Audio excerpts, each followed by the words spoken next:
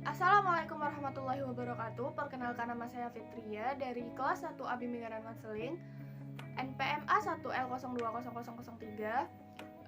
Di sini saya akan sedikit menjelaskan mengenai jawaban UTS Pendidikan Agama Islam saya. 1.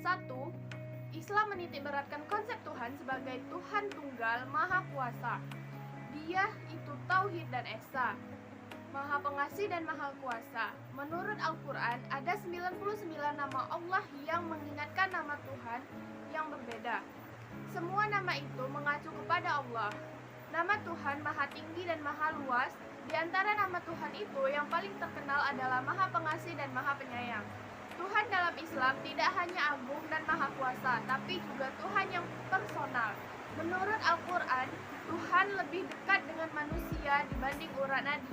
Dia menjawab bagi yang membutuhkan dan memohon pertolongan dengan berdoa kepadanya. Di atas itu, ia membawa manusia ke jalan yang lurus, jalan yang diridhoi olehnya. Sedangkan pada agama Kristen, mengenal konsep Tritunggal, yang dimaksudkan bahwa Tuhan memiliki 3 pribadi, yaitu Bapa, Putra, dan Roh Kudus. Konsep ini terutama dipakai dalam gereja Katolik dan gereja Ortodoks. Nomor 2, menurut Al-Quran, manusia dikenal dengan 3 kata yang dapat diartikan dengan manusia, yaitu 1. Al-Bashar. Al-Bashar menggambarkan manusia secara materi, di mana dapat dilihat seperti memakan sesuatu, berjalan, dan berusaha memenuhi kebutuhannya. Menurut M. Quraish Shihab, kata Bashar timbul dari akar kata yang bermakna penampakan sesuatu yang baik dan indah. Dari akar kata yang sama lahirlah kata Barsyarah yang berarti kulit. Al-Quran menggunakan kata Bashar sebanyak 36 kali dalam bentuk tunggal dan sekali dalam bentuk mutsana untuk menunjukkan manusia dari sudut lahiriah serta persamaannya dengan manusia pada umumnya. Dengan demikian, kata Bashar dalam Al-Quran menunjuk pada dimensi material manusia yang suka makan, minum, tidur, dan jalan-jalan. Dari makna ini lahirlah makna-makna lain yang lebih memperkaya definisi manusia. Dari kata Bashar lahir makna bahwa proses penciptaan manusia terjadi secara bertahap sehingga mencapai tahap pendewasaan. 2. Al-Insan. Kata Al-Ins atau Al-Insan disebut dalam Al-Quran sebanyak 65 kali. Kata Al-Ins senantiasa dipertentangkan dengan Al-Jin, yakni sejenis makhluk halus yang tidak bersifat material, yang hidup di luar alam manusia dan tidak tunduk kepada hukum alam manusia, sebagaimana disebutkan oleh Allah dalam Al-Quran sebagai makhluk yang diciptakan dari api. Kata Al-Insan bukan berarti Bashar dan bukan juga berarti Al-Ins. Dalam pemaknaan Al-Quran mengandung pengertian makhluk mukhalaf yang diberikan tanggung jawab mengemban amanah Allah menjadi khalifah dalam rangka memakmurkan bumi. Dalam surat Al-Alaq, Al-Insan diartikan sebagai makhluk Tuhan yang diciptakan dari segumpal darah, makhluk yang mulia sebab memiliki ilmu, dan makhluk yang melampaui batas karena telah merasakan puas dengan apa yang dimiliki. 3. An-Nas. Dalam konsep An-Nas, pada umumnya dihubungkan dengan fungsi manusia sebagai makhluk sosial. Tentunya, sebagai makhluk sosial, manusia harus mengutamakan keharmonisan bermasyarakat. Manusia harus hidup sosial, yang artinya tidak boleh sendiri-sendiri karena manusia tidak bisa hidup tanpa bantuan orang lain.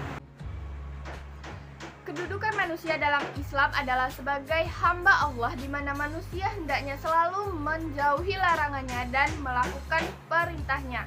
Selain itu, berdasarkan kata Al-Insan, manusia juga mengemban amanah Allah menjadi seorang khalifah dalam rangka memakmurkan bumi.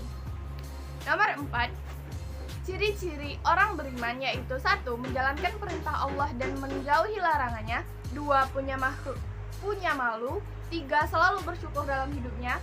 4. Bersabar. Dan ciri-ciri orang bertakwa adalah 1. Pedomannya pada Al-Quran, beriman kepada hal gaib, mendirikan sholat, menginfakkan sebagian rezeki, beriman kepada kitab-kitab Allah, dan meyakini keberadaan akhirat.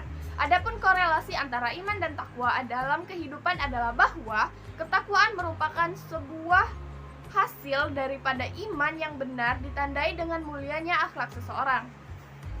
Nomor 4, ISIS dideklarasikan secara sepihak pada tanggal 9 April 2013 oleh Abu Bakar al-Baghdadi, merupakan sebuah negara yang dijalankan berdasarkan hukum Islam. ISIS terus berupaya untuk memperluas wilayahnya dengan cara apapun termasuk dengan kekerasan. ISIS hingga kini belum diakui sebagai sebuah negara oleh PBB karena Suriah dan Irak belum mengakuinya. ISIS memperoleh dana negara dengan melakukan perampokan. ISIS bertanggung jawab atas beberapa kasus tragis mengenai pembunuhan dan pemberontakan serta terorisme. Menurut saya, penyebaran Islam tidaklah harus dilakukan menggunakan kekerasan. Nomor 5. Adapun 5 sifat Nabi sebagai berikut: sabar, sidik atau jujur, amanah, pemaaf, dan penyayang. Dalam kehidupan saya selalu berusaha untuk mengamalkan sifat-sifat Nabi tersebut dalam kehidupan sehari-hari. Meski memang terasa sulit dan kadang jadi tidak terjalankan, namun sejauh ini saya tetap terus berusaha untuk menjadi lebih baik. Baiklah, itulah tadi jawaban UTS saya. Atas perhatiannya saya ucapkan terima kasih. Wassalamualaikum warahmatullahi wabarakatuh.